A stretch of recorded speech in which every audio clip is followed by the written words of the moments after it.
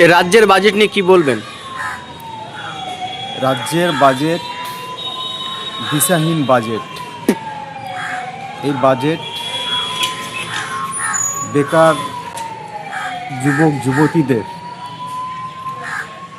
কর্মসংস্থানের অনিশ্চয়তা সৃষ্টি করে এক প্রকারের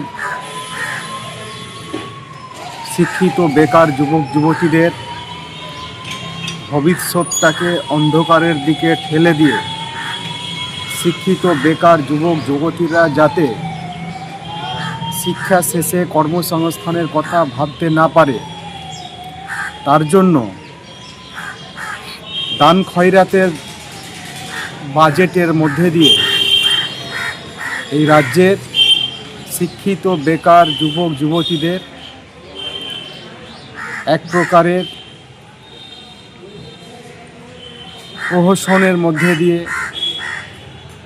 প্রতিভাকে নষ্ট করে দেওয়ার জন্য শুধুমাত্র এই লক্ষ্মীর ভাণ্ডারে 500 টাকা বৃদ্ধি করে আর বেকারদের 1500 টাকা ভাতা চালু করে এই রাজ্যে বেকারদের চাকরির দরজাটাকে বন্ধ করে দিয়ে ভাতাশ্রীর দিকে নিয়ে যাওয়া। অপরদিকে গোটা রাজ্যে সাধারণ মানুষের স্বার্থ রক্ষাকারী কোনো দিশা দেখাতে পারেনি কি কেন্দ্রের সরকার কি রাজ্যের সরকার।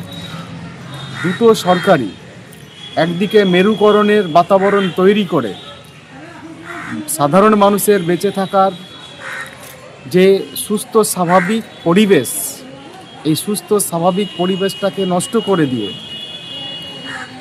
এই রাজ্যের এই দেশের মানুষের রুজি রুটির উপর আক্রমণের খাড়া নামিয়ে আনা হয়েছে। দেশের বাজেট এবং রাজ্যের বাজেট কর্পোরেট সংস্থাকে খুশি করে আমজনতার উপর আক্রমণের খাড়া নামিয়ে আনা হয়েছে। প্রতিদিন প্রতিনিয়ত জিনিসপত্রের দাম বৃদ্ধি হচ্ছে। জিনিসপত্রের দাম কন্ট্রোল করবার জন্য কি রাজ্যের সরকার কি দেশের সরকারের কোনো সদিচ্ছা আমরা লক্ষ্য করলাম না বাজেটের মধ্যে দিয়ে। আমরা দেখলাম না যে এই বাজেটে সাধারণ জনস্বার্থ রক্ষাকারী কোনো নতুন দিশা আমরা পক্ষান্তরে সাধারণ মানুষের ওপর এই বাজেটের মধ্যে দিয়ে এই রাজ্যের মানুষের ওপর করের বোঝা বৃদ্ধি করা হয়েছে। আজকে একটা শিশু জন্ম নিলে সেই শিশুর উপর যে ঋণের বোঝা তা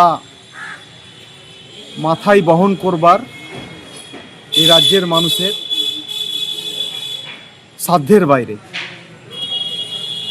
কংগ্রেসের সরকার এবং বামফ্রন্টের সরকার স্বাধীনতার পর যে ঋণ করেছিল তার এই 11-15 বছরে তার অনেক গুণ বেশি ঋণ এই রাজ্যের সরকার করেছে। এই রাজ্যের সরকার এই রাজ্যকে একেবারে দেউলিয়ার দিকে নিয়ে যাচ্ছে। গোটা রাজ্যের অবস্থাটা ভয়ঙ্কর।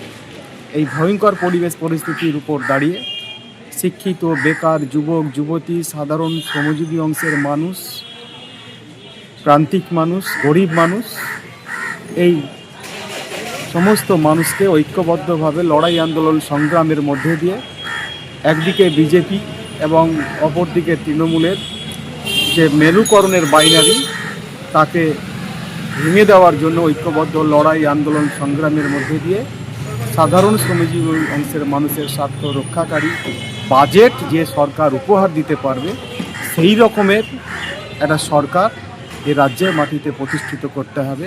তার জন্য সমস্ত শিক্ষিত বেকার যুবক যুবতী সহ প্রান্তিক মানুষ, গরিব মানুষ এবং মধ্যবিত্ত মানুষ সকলকে ঐক্যবদ্ধভাবে এগিয়ে আসতে হবে।